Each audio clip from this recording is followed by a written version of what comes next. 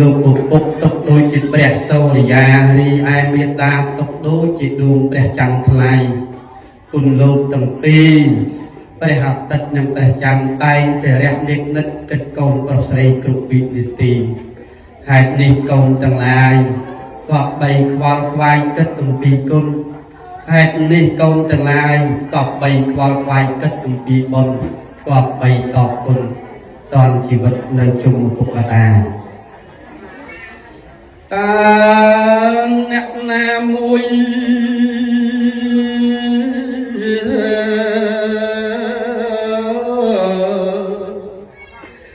មកបាញ់ខ្ញុំ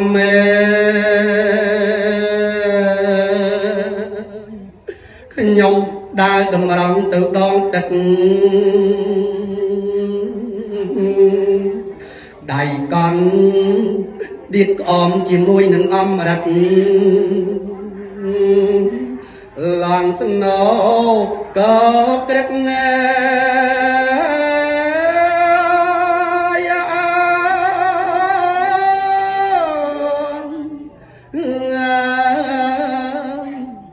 តាមមានគឿន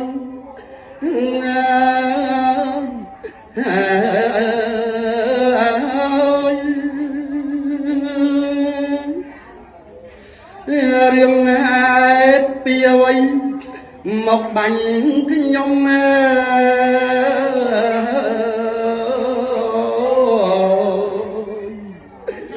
លោកអើយធ្វើកម្មអ្វីម្លេះណាមកបាញ់លោកប្រាំអង្គអាត្មា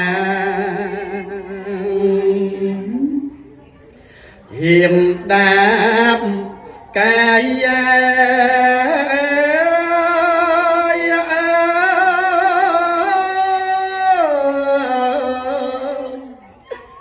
អង្គទៅ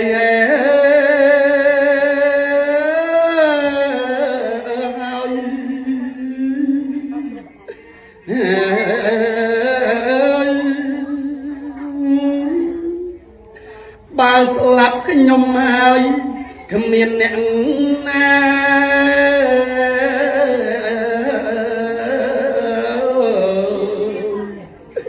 បំរើ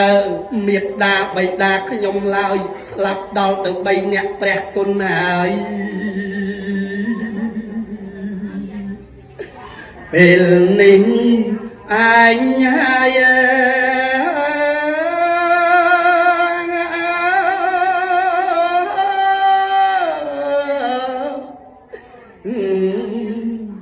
ត្រូវម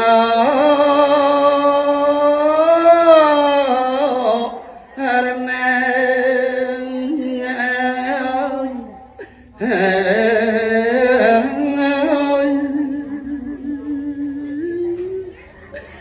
អង្គអោព្រះមេមានគុណធ្ងន់ណា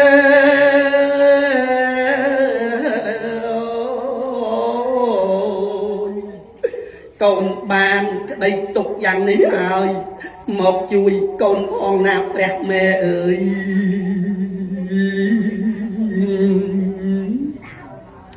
ស្លាប់អីលើហើយ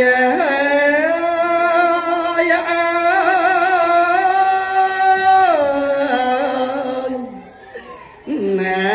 ព្រះអើ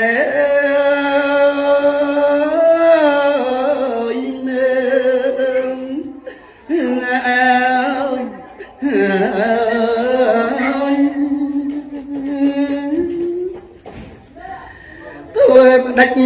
បានឃើញនៅមុខម៉ែ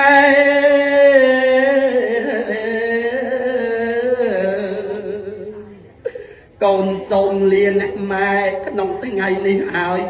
កូនច្បាស់ជាស្លាប់ណាម្ចាស់កើយក្នុងថ្ងៃនេះហើយ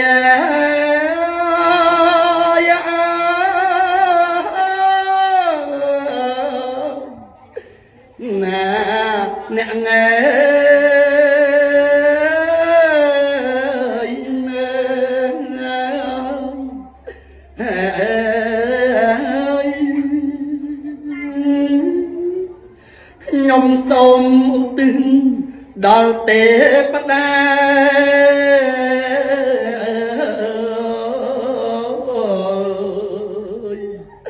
សូមប្រាប់មេត្តាបិតាខ្ញុំផងកបលយៈបាញ់ខ្ញុំឈឺកន្លងសូមទេវតាផង